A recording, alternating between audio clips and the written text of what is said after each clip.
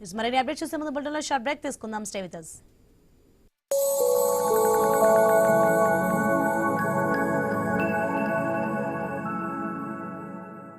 Master minds commerce చదవాలనుకునే 10th inter విద్యార్థుల తొలి ఎంపిక.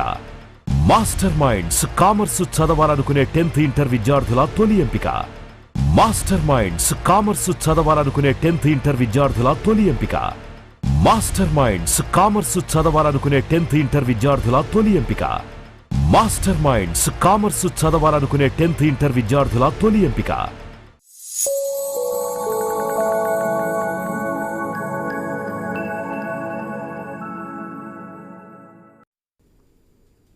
Welcome back. ఏడాది పాటు బంగారం కొనవద్దంటూ ప్రధానమంత్రి మోదీ పిలుపునివ్వడంపై స్వర్ణకారులు తీవ్ర అభ్యంతరం చెప్తున్నారు. తమ బతుకులు ఏమైపోవాలని ప్రశ్నిస్తున్నారు. ఆంధ్రప్రదేశ్ వ్యాప్తంగా బంద్ పాటిస్తున్నారు. అనకాపల్లిలో జరుగుతున్న ఆందోళనపై మరింత సమాచారం మా ప్రతినిధి రాజు అందిస్తారు. దేశంలో సంక్షోభం ఏర్పడుతున్న నేపథ్యంలో పొదుపు మంత్రాన్ని అయితే కేంద్రం పాటిస్తుంది.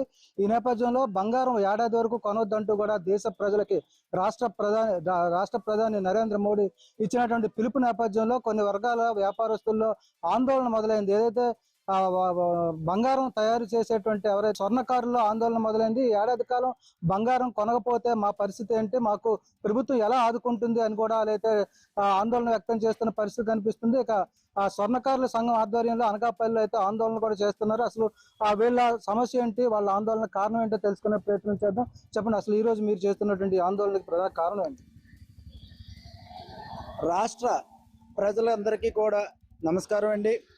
ముఖ్యంగా మా ఈ సమస్యని దేశంలో ఏ ఒక్క సమస్య వచ్చినా సరే, ఏ ఒక్క ఆర్థిక సంక్షోభం వచ్చినా, ఏ ఒక్క విషయం వచ్చినా సరే మొట్టమొదట పడేటటువంటిది బంగారం మీద పడుతుంది. ఆ బంగారంతో చేస్తున్నటువంటి పనులు అయినటువంటి మేము గతంలో అనకాపల్లిలో సుమారుగా 2000 మంది పనిచేసేటటువంటి వర్కర్స్ ఉండేవాళ్ళమండి. 2000 మంది వర్కర్స్ పనిచేసేటటువంటి వాళ్ళు ఉంటే ఈ రోజున సుమారుగా 384 వర్కర్స్ మాత్రమే ఉండడం జరిగిందండి. అంటే సుమారుగా ఎంత జనం అనేది ఈ పనులు వదులుకొని పోతూ వలసపోతూ ఉన్నారు. మాకు ఈ బెంగాలీ వర్కర్స్ వల్ల వచ్చి కొంత పనులు పోయాయి, కార్పొరేట్ మాల్స్ వచ్చి కొంత పనులు పోయాయి. అలాగే మొన్న నోట్ డీవియేషన్ వలన కొంత వ్యవహారాలు దెబ్బతున్నాయి. కరోనా వల్ల కొంతమంది ఇబ్బందులు పడ్డాం. ఏ రకమైన సమస్య వచ్చినా సరే చేతి వృత్తుల వాళ్ళకి ఇబ్బంది పడిపోతున్నాం. చేతి వృత్తి వాళ్ళందరూ కూడా చాలా, అంటే బయటికి వైట్ షర్ట్ వేసుకుని ఉంటున్నాం కానీ లోపలంతా కూడా చాలా ఇబ్బందికరమైనటువంటి పరిస్థితుల్లో చాలా సతమతం అవుతూ ఉన్నాం.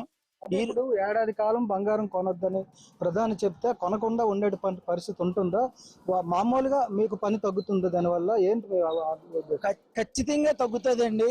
ఎందువల్ల అంటే ఈ రోజుల్లో జనాలందరూ కూడా రెడీ టు, అంటే మనకి ఇన్స్టెంట్ పేమెంట్ ఏదైనా ఉన్నది అంటే బంగారం వల్లనే. మీకు 10 కోట్ల రూపాయలు ఉండాలన్నా 10 ఎకరాల భూమి ఉన్నా సరే పక్కింటోడి దగ్గరికి వెళ్ళి 1,00,000 రూపాయలు అప్పు అడిగినా సరే ఇవ్వడానికి కష్టపడతారు. అలాగే నీ దగ్గర ఒక తులం బంగారం ఉండి పక్కింటోడి దగ్గరికి అర్ధరాత్రప్పుడు వెళ్ళి తలుపు కొట్టినా సరే మీకు పేమెంట్ ఇవ్వడానికి వాటికి ఉపయోగపడుతుంది. అంటే ఏ రకమైనటువంటి వ్యవహారాలు చేయాలన్నా బంగారం అన్నది ఒక ముడిసరుకు. అది ఎమర్జెన్సీ పేమెంట్ కింద, ఇన్స్టెంట్ పేమెంట్ కింద కూడా జనాలు వాడుకుంటూ ఉన్నారు. అందులోకి ఈ జిల్లాలో అంటే బంగారం అంటే మన వాళ్ళందరికీ చాలా మక్కువ. ఆ మక్కువ వల్ల కూడా అవుతూ ఉన్నాయి.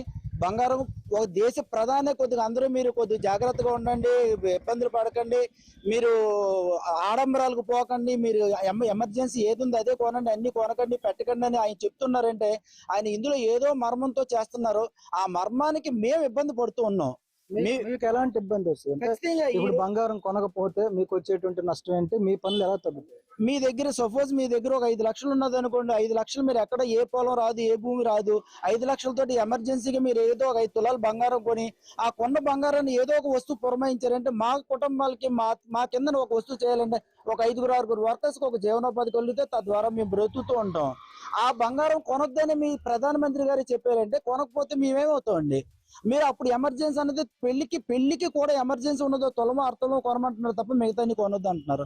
ఆ తులం అర్థంలో కొనడానికి వచ్చే పని వల్ల 100 రూపాయలు వస్తాయి. 5 తులాలు కొంటే 500 రూపాయలు వస్తుంది. 500 రూపాయలు పోయి 100 రూపాయల మీద మేము ఏ రకంగా బాధపడతాం? ప్రభుత్వాన్ని మీరు ఏంటి అంటే మిమ్మల్ని ఎలా ఆదుకోవాలని కోరుకుంటున్నారు? ఏదైనా ఒక సమస్య చెప్పేటప్పుడు దాని పరిష్కారం ఏంటనేది పెద్దలైనటువంటి వాళ్ళు చూపించి చెప్పాలి.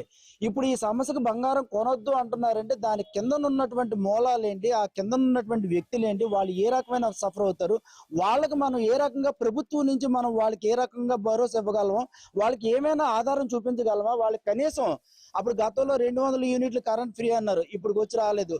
సూత్రాలు మా బంగారం పని వర్కర్స్ మాత్రమే చేయాలి, మంగళ సూత్రాలు అని చెప్పి గతంలో జీవో తీసుకొస్తానన్నారు, తీసుకొచ్చారు కానీ లేదు. అలాగే 272 జీవో అన్నది పోలీసులు వేధింపుల మీద జీవో తీసుకొచ్చారు, ఆ జీవో కూడా సక్రమంగా పనిచేయట్లేదు. ఇలా చెప్పుకుంటూ పోతే చాలా ఉన్నాయండి. ఈ బంగారం పనిచేసే వారికి సుమారుగా ఈ 2 రాష్ట్రాల్లో కలిపి 20 లక్షల మంది ఉన్నామండి.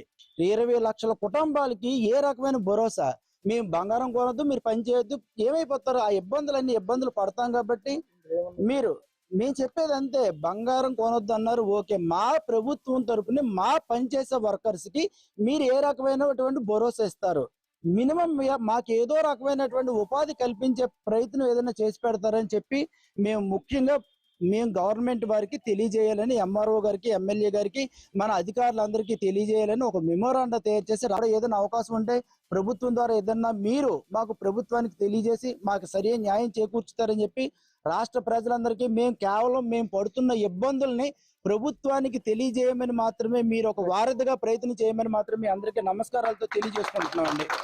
ఇది మొత్తంగా చూసుకుంటే ఏదైతే ఆ స్వర్ణకారులు ఉన్నారో వీళ్ళందరూ కూడా పూర్వం నుంచి వాళ్ళ తండ్రుల నుంచి కూడా బంగారు ఆభరణాలు తయారు చేయడం, వాటిని షాపులకు ఇవ్వడం, ఇలా జీవనోపాధి సాగిస్తున్నారు. ఇప్పుడు ఉన్నటువంటి మారుతున్న కాలంతో పాటు వీళ్ళ పని కూడా తగ్గిపోతుంది. ఈ నేపథ్యంలోనే ఇప్పుడు ప్రధానమంత్రి నరేంద్ర మోడీ కూడా బంగారం కొనొద్దు, పొదుపు పాటించండి అని చెప్పడం వల్ల వీళ్ళ చేతి వృత్తులు కూడా ఇంకా తగ్గిపోతాయి. ఇంకా చాలా మంది కూడా పనులు లేక రోడ్డున పడే పరిస్థితి ఏర్పడుతుంది. కాబట్టి ప్రభుత్వం నుంచి స్వర్ణకారులకి, స్వర్ణకారు సంఘాలకి, స్వర్ణకారులు అదే బంగారం తయారు చేసేటువంటి ఆ చేతి వృత్తుల వాళ్ళకి అందరూ కూడా భరోసా ఇవ్వాలి. ఈ ఏడాది కాలం మమ్మల్ని ఏ విధంగా పోషిస్తారు, మా సమస్యలు ఎలా పరిష్కరిస్తారు అనేది అయితే ముందు తెలియజేయాలని చెప్పి స్వర్ణకారు సంఘ నాయకులు కూడా తెలియజేస్తున్న పరిస్థితి కనిపిస్తుంది. దీనికి సంబంధించి ప్రభుత్వం ఎలాంటి హామీ ఇస్తుందో వేచి చూడాల్సిన పరిస్థితి.